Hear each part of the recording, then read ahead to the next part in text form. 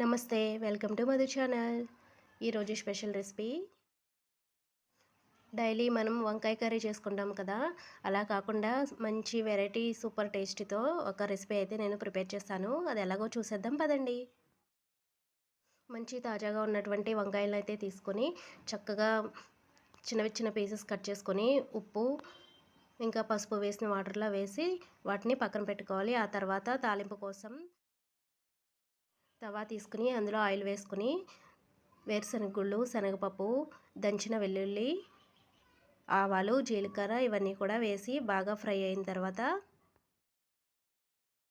వంకాయ ముక్కలను కూడా వేసుకొని కొద్దిగా ఫ్రై అయిన తర్వాత దానిలో కొద్దిగా పెరుగు కూడా యాడ్ చేసుకోవాలి కమ్మదనం కోసం. ఆ తర్వాత దానిలోకి ధనియాలు, జీలకర్ర పొడి, red chilli powder, garam masala ఇవన్నీ కూడా యాడ్ చేసుకోవాలి. తగినంత సాల్ట్ని కూడా యాడ్ చేసుకోవాలి. ఆ తర్వాత ఈ రెసిపీలో స్పెషల్ ఇంగ్రీడియంట్ అయినటువంటి బూందీని కూడా పైన వేసుకొని ఒక్కసారి అలా కలుపుకొని సర్వ్ చేసుకోవడం అంతే. చాలా ఈజీగా ఈ రెసిపీని ప్రిపేర్